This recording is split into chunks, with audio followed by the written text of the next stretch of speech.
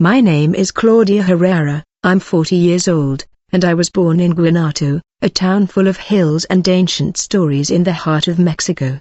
I grew up surrounded by my grandmother's prayers and the smell of homemade bread coming out of the oven every morning. Faith has always been a part of my life, but over time it became more ritual than real.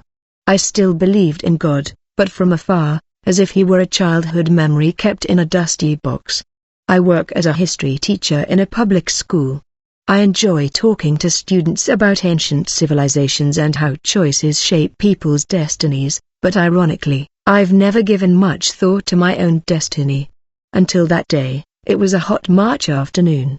I was returning alone from a conference on education in St. Louis Potosi. I took a secondary road to avoid the heavy traffic.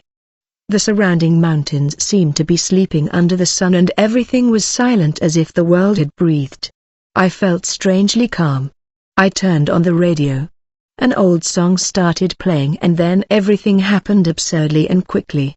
I remember a flash of lightning from a car that appeared out of nowhere on the wrong side of the road. My heart raced. I braked. The sound of the impact was sharp as if time had broken. The car spun, overturned and everything went black. I don't know how long I stayed like that, but the darkness felt alive. It wasn't just the absence of light, it was as if something was pulling me out of my body and out of reality. I felt like I wasn't there anymore and it wasn't a dream. It was more real than anything. What a moment I've never experienced. I heard voices, but not with your ears. It was as if my mind heard gentle, firm voices saying, "Calm down, don't be afraid, you are not alone." And then I was sucked away from the road, away from the car, away from the blood running down my face. Everything became light, as if I had taken off heavy clothes, a tired body. And then the light appeared. It was a living light. I can't explain it. It didn't hurt her eyes. She hugged herself. She understood me. That's when I began to die, or maybe I began to truly live. The first thing I noticed when I was completely enveloped by this light was silence, but it wasn't an empty silence. It was full of presence and senses. As if every particle of this light was alive, conscious, in communion with me. I no longer had a body. I was only consciousness.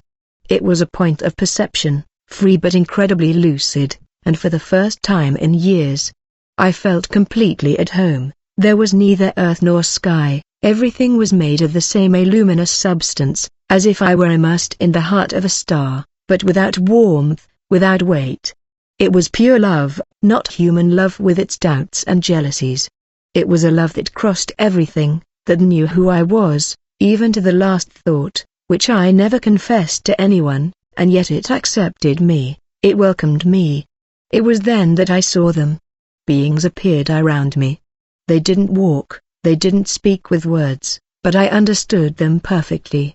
They were large, translucent, human-shaped, but made of pulsating light. Some of them had wings, certainly, but not like the images we see in paintings. They looked more like energetic extensions that vibrated, almost sang. I knew, without anyone explaining it to me, that they were angels, real beings, authority and tenderness. Coexisted perfectly in their home. He considered me as someone who sees beyond the flesh, beyond life, beyond time. One of them approached and although he said nothing with his mouth, he spoke directly to my soul. "You have been called to see and to return." At that moment, I realized that I was not dead in the ultimate sense of the word. I was between worlds like a visitor, and these beings were guiding me. They made me float through this space of light until a specific point where a kind of opening appeared. It wasn't a door, but rather a curved window like a living lens. When I looked at it, I saw the earth, but it wasn't the present. It was as if I was looking at a timeline, and I quickly understood that I was about to see the future. My heart, or what it was, remained in this state. It started beating again, but in a different way. I felt a weight as if what I was about to witness was serious. One of the angels placed his light on my spiritual shoulders and said firmly, "You cannot change what you see, but you can warn." At that moment, the window of time opened completely. The window in front of me looked liquid, as if it were made of liquid light, but it revealed images of breathtaking clarity. When I looked through it, I was instantly directed to a scene I will never forget. It was the Vatican. I recognized it immediately. St. Peter's Square, the immense colonnades, the gathered crowd, but it was not a celebration, it was a funeral. A heavy silence covered the crowd like a dark cloak. People were crying. There were flags at half-mast, and in the center of it all, in front of the basilica lay the coffin, a simple white coffin adorned with gold. I knew, without anyone telling me, that it was the funeral of a pope, and even more frightening, I knew it would happen in the year 2025. The bells rang slowly, the air was charged with something more than sadness. There was tension, an invisible shift in the spiritual fabric of humanity. Something had been torn away, something sacred. Cameras from all over the world were there. Religious leaders, politicians, and public figures were there, but what gave me chills was feeling that many knew something greater was in motion, even if they didn't understand what. I felt them as if humanity had entered a translective state, and abandoned free will with a smile, but not everyone was asleep. I saw small groups of people hiding, praying in secret, gathering in forests, in caves, in ancient ruins. They had neither power nor resources, but they carried something in their eyes, something that I immediately recognized: faith. The light surrounding them was weaker but authentic, and I realized that this was where spiritual resistance was born. At that moment, one of the angels touched me. It was as if a spiritual code had been activated within me, and it said, "You will be a witness, you will return to warn. Your time is not yet over." My whole being was shaken, and even in the face of so much terror, I felt a flame ignite within me because now I knew. There was hope, but it would require courage and sacrifice. The window of time was still open before me, but now the images arrived in waves, as if each scene led me to a deeper understanding of what was about to happen. It wasn't just a sequence of events, it was a sacred story unfolding, and I, a simple Mexican woman, was invited to watch and witness it. Afterward, I saw the sky on Earth darken unnaturally. It wasn't night. It was as if creation itself was sad. There were atmospheric phenomena that defied science.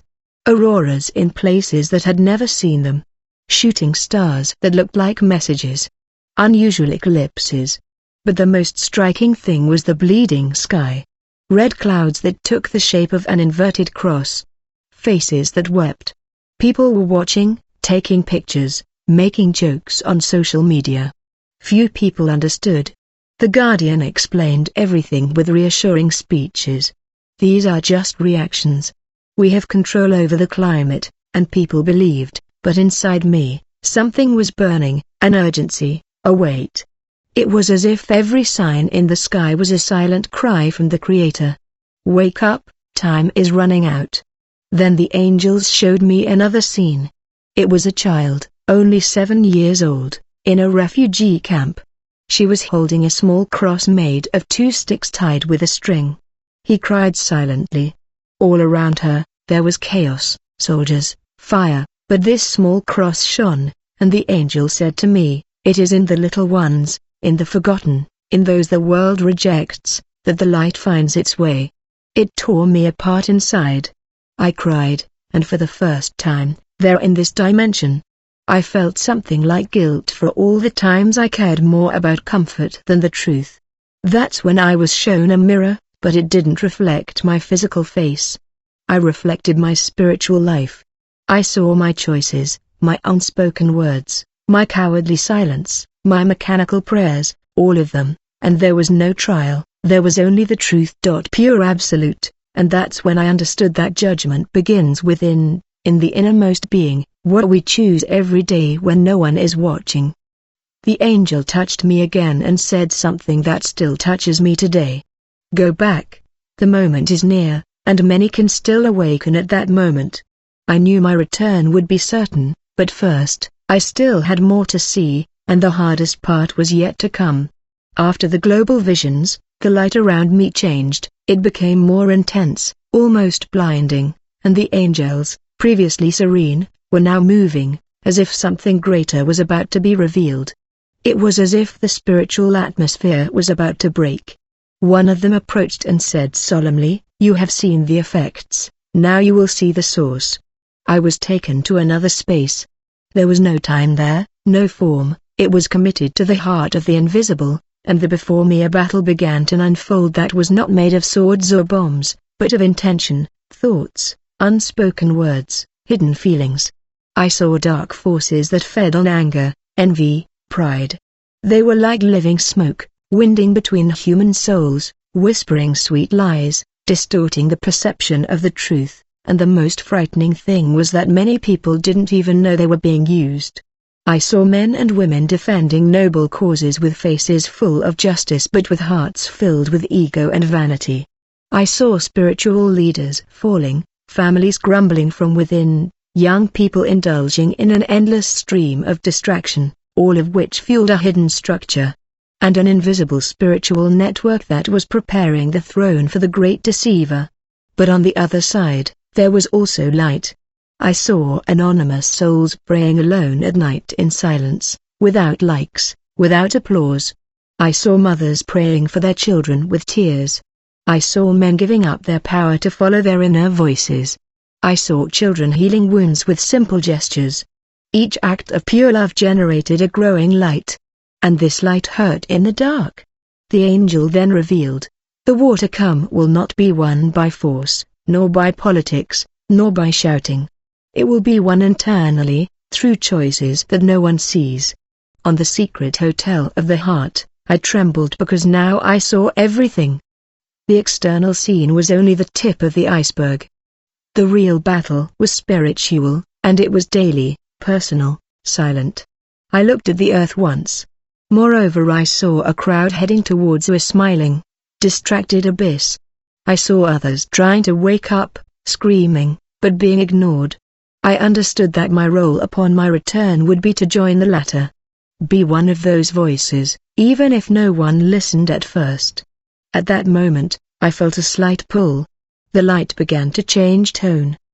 The angels stepped back slightly. One of them looked at me gently but with a clear urgency. "It's almost time, but there is one last thing you must see."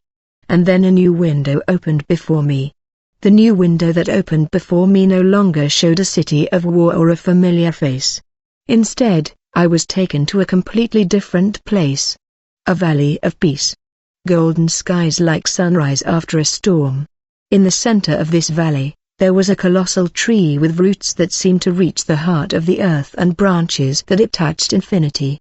It throbbed with life. It was no ordinary tree. It was as if each leaf contained a story, a memory, a soul. I was drawn to it. I felt that this tree knew me, that it knew everything about me, from the day I was conceived in my mother's womb until that moment between worlds. These leaves whispered eternal secrets, and each whisper passed through me like waves of absolute love. At the foot of the tree, there was a book. It was immense, with a living cover, yes, a living one, made of something that breathed, that reacted to my presence. When I looked at it, the angel who accompanied me manifested himself again. "This is the Book of Calls." I didn't need to ask what it meant. I understood. It was a spiritual account of all those who had been chosen to see and hear. And returning with hands that weren't hands, I opened the book and there, among the names of men and women from all times, different languages and ages, I saw mine, Claudia. Next to my name, there wasn't a written mission, but rather a word of warning. At that moment, the tree shone. A white light came out of its trunk and enveloped me completely. I felt every part of my being restored, not just my body, but my deepest truth. And then I heard the clearest voice of the entire experience. It wasn't one of the angels, it was something greater, older, more tender. "You saw. Now speak. Many will hear and remember who they are." This broke me inside. I cried, not out of fear, but out of a love so immense that my spiritual heart could barely contain it, because for the first time I felt fully seen, known, loved, and sent. The light began to shrink. The valley disappeared. The tree dissolved like golden smoke in the wind. The angel said goodbye with a last look. You will return different, but you will not be alone. And then, without warning, I was pulled away quickly, as if falling from the sky. I felt my body, the weight, the pain, the noise of machines, voices calling my name, and my eyes opened. In intensive care. When I opened my eyes, the bright white light was replaced by cold, fluorescent lights crossing the ceiling of a hospital. There were voices, metallic noises, the smell of antiseptic, and pain. A lot of pain. My body felt distant, as if I had returned to something cramped, broken, foreign. I couldn't move properly. My face was covered in scratches. My leg I was in a cast and wires were attached to my chest, but nothing hurts more than the absence of light. Its absence. Someone shouted, "She's back." I saw a breathless doctor who looked at me with wide eyes. Then I heard someone crying. It was my sister, who had been called back in a hurry. They said my heart had stopped for 4 minutes. I was declared clinically dead, and then inexplicably I came back. Inexplicably for them. For me it all made sense, but I couldn't speak. The words escaped me, not because I didn't know what to say, but because how to explain this without sounding crazy. In the days that followed, my body slowly recovered, but my soul burned. I cried alone at night. It wasn't sadness, it was very longing, an impossible desire. I miss a place that knew me more than I knew myself, the tree, the light, the angels, and that final voice. I remained silent for weeks, not out of fear but out of respect. It was as if the experience was still settling inside me. I would wake up in the middle of the night with sentences in my head, with visions of the future pulsing behind my eyes. I knew I couldn't keep it to myself, but I also knew I couldn't say it to anyone, so I started with small steps. First, I wrote down everything, every detail, every scene, in a simple notebook that I still keep today. Then I started talking to my sister, to my mother, to a neighboring priest. Some listened to me with respect, others with fear. Something strange began to happen. Some cried without knowing why. Others said they felt something in the air, a presence, a peace. It was then that I realized the light was always with me, not in the same way, but inside, a living pulsation. One day, while praying, I asked silently, "Lord, where to begin?" And I felt the answer, not in words, but as a whisper in my soul. Start with those who have ears. Little by little, I began to share my testimony publicly, not to convince anyone, but to warn, and in this increasingly noisy world, I discovered that the one who has need to listen, always listen. When I finally decided to share my experience publicly, I didn't know what to expect. I recorded a simple video in my room with my cell phone camera, the Bible open next to me, and with my heart pounding. I didn't rehearse. I just said it as if I were speaking to someone I loved deeply and needed to wake up with.